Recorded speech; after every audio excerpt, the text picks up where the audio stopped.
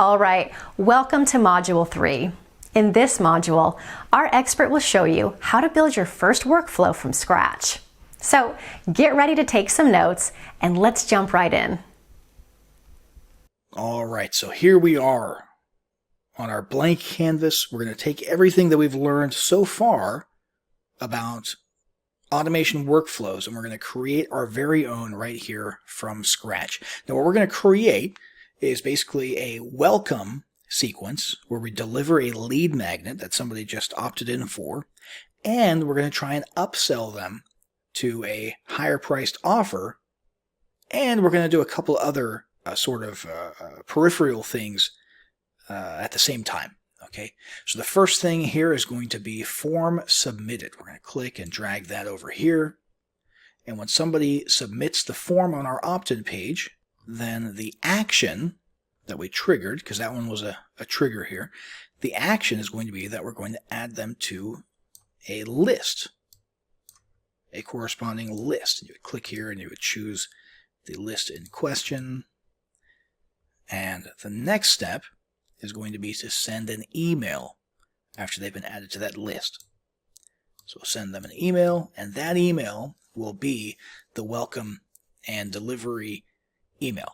Now, just so you know, inside of Autopilot, all you would basically do in here is literally either take an existing newsletter or email that you've created, or you would create a new one and a pop-up would show up and you would basically create your email right here inside of the workflow creation page, which is very handy. But before we go down that email route, we want to do those other two peripheral things that I mentioned.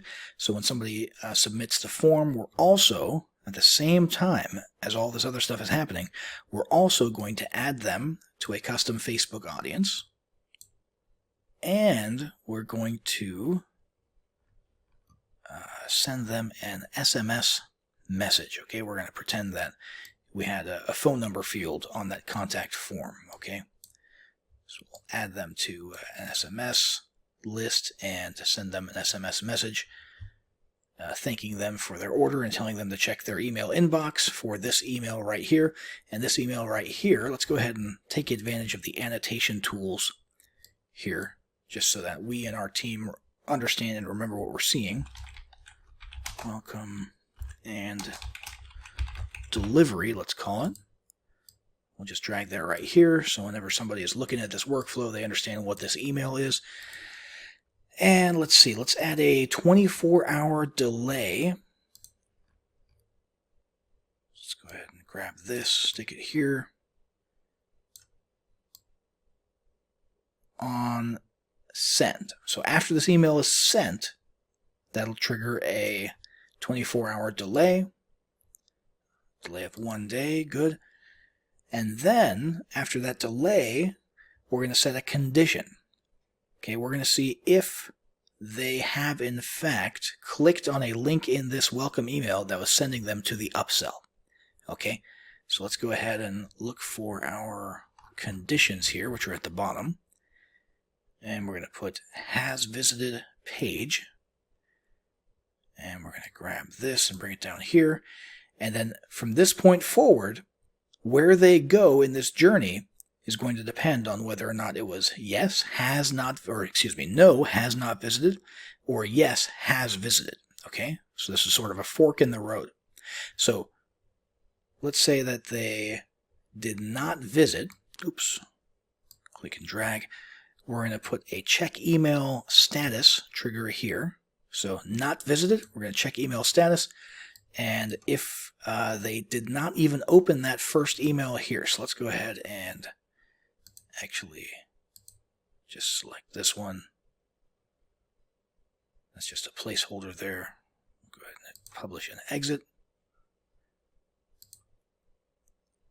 Okay, so if they did not open email 1, which is over here, the welcome and delivery email.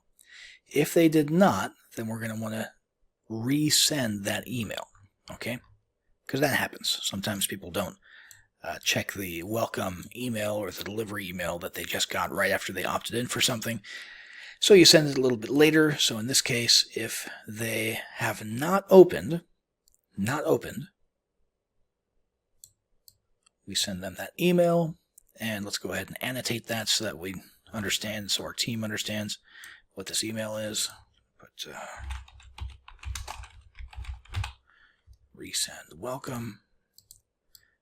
Go ahead and put that here. And then, what if they did open that email?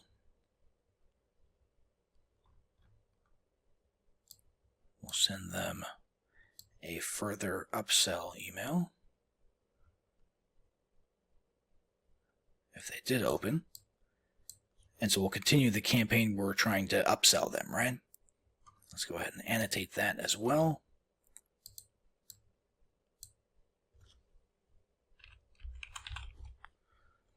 Upsell, just so we know what that email is for. Now, let's say that they did in fact click the link in this initial email and buy the upsell that we were offering them. Well, that brings us to this question. What is this page here? Okay, where did we put the pixel? And we're going to say that this page here is the successful checkout page. Okay, so the order confirmation page after they've checked out after purchasing the upsell. Okay, so if they have not visited that page, that means they still have not purchased. That's why we're continuing the email experience here, right? Which is ultimately designed to get them to buy. But what if they did end up on that page? Well, if they ended up on that page, that's the indicator to us that they purchased the product in question. And so let's go ahead and do 3 other things. If they did in fact end up on that page and they purchased, we want to, number 1, we're going to go with has visited. Number 1, add them to a new list, and that would be a customer list, right? For people who bought the upsell. And then, number 2, we want to remove them from this list, okay? They're no longer just prospects because they've purchased the offer. And then finally, you'll recall this from Module 2. We saw it in a couple of examples. We'll do it here as well. If they visited, we will eject them from this journey. Remember the logic there. If they ended up on this page, an order confirmation page, so if they purchased, then they don't need to continue getting these emails, bothering them about purchasing the thing that they've already purchased, right? So as soon as they've landed on this page, immediately they would be ejected from this so that they don't get any further emails, okay? And that's it. That's our little email automation experiment here, okay? So let's just recap what we did. Form was submitted. Somebody opted in for a lead magnet for a free gift of some sort. We added them to a list. At the same moment, we also added them to a Facebook audience so that in the background, behind the scenes here, we could also have been retargeting them with that upsell offer via a Facebook ad. SMS message reminding them to check their inbox to actually download the free gift. And we also want them to check because there's links in there offering them the upsell, right? 1 day delay. After 1 day, if they visited that page, which means if they ended up on the order confirmation, so they purchased the upsell, if they did, we remove them from this list. We add them to a new list, which acknowledges that they are a customer. So that's a buyer list there. And then we eject them from this journey, and that's it. Okay, nothing happens after that point. They are basically cut off right here, right? But if they did not visit that page after that 1 day delay, then we go and we check first, did they even open this initial email? If not, we resend that welcome email. If they did, we proceed to a marketing email where we focus on selling them on the upsell, right? And then presumably you could just continue down this path with more email marketing, to the right here, and so on and so forth. But that's the basics of setting up an email automation, a marketing automation workflow. And again, it's not just email. As you can see, it's Facebook audiences, it's SMS marketing, a whole lot of other things that we could have done here. We could go in here and integrate with that postcard shipping service and have postcards sent to these people depending on what information they submitted in the form. You can do pretty much anything with marketing automation, and hopefully this has sort of helped you get comfortable with the idea of marketing automation, because it sounds like a very complex and intimidating topic, as you can see here, thanks to the tools that we have today, such as Autopilot. It's drag and drop simple. And frankly, if you're not using it in your business, you are leaving a whole lot of potential money, potential sales on the table. As you can see, it's easy to do. There's no excuse for not doing it anymore. Take what you've learned in these lessons here, go and apply them with your tool, with your software of choice. Start leveraging marketing automation in your business today.